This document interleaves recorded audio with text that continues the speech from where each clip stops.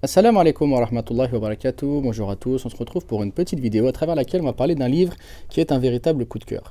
Donc comme vous le savez tous, on est dans le mois de la naissance du prophète alayhi salatu wassalam.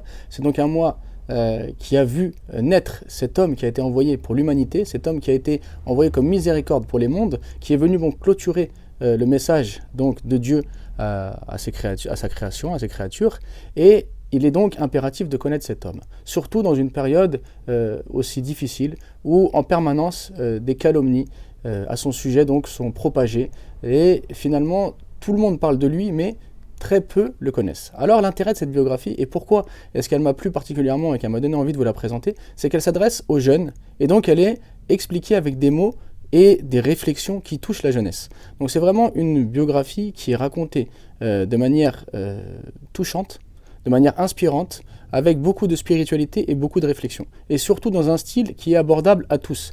Donc pour une première biographie, pour une première découverte du prophète, c'est vraiment un livre idéal. Alors l'auteur, bien souvent, s'arrête sur des événements de la Sira et cherche à nous faire réfléchir.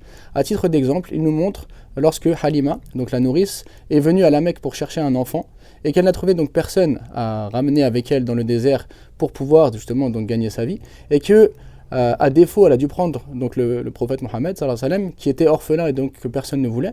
Il montre qu'il ne faut donc pas s'arrêter sur l'apparence, car en apparence, cet enfant était orphelin et donc ne pouvait pas profiter à la famille. Et pourtant, il a été une source de bénédiction tout de suite. Et donc, il montre en quoi le prophète a été béni et a apporté une bénédiction dans cette famille. Et ensuite, il fait réfléchir les jeunes. Il dit, et vous ?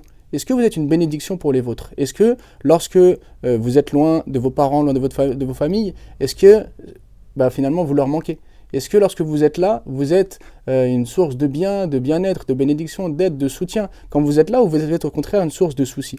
Et donc, il fait réfléchir la jeunesse sur le fait qu'il faut être au service de sa famille, il faut être au service de ses amis, il faut être quelqu'un dont l'absence manque et dont la présence rend heureux, et ainsi de suite. Donc tout au long de la Sira, il va s'arrêter sur des événements comme ça pour faire le parallèle avec nous, avec notre jeunesse. Et de la même manière, il va s'arrêter en disant pourquoi vous les jeunes, vous connaissez si peu de choses sur cet homme qui est pourtant le meilleur des enfants d'Adam, alors que vous connaissez énormément de choses sur tel et tel footballeur, tel et tel acteur qui finalement ne vous a pas apporté de réelles choses dans votre vie et n'apporte pas de réels changements à l'humanité, alors que cet homme qui a bouleversé l'histoire du monde, qu'en connaissez-vous? Donc c'est un livre vraiment qu'il faut lire, qu'il faut faire lire à la jeunesse, afin donc de connaître cet homme et de pouvoir suivre son message, de comprendre son message et d'être à la hauteur donc de ce message.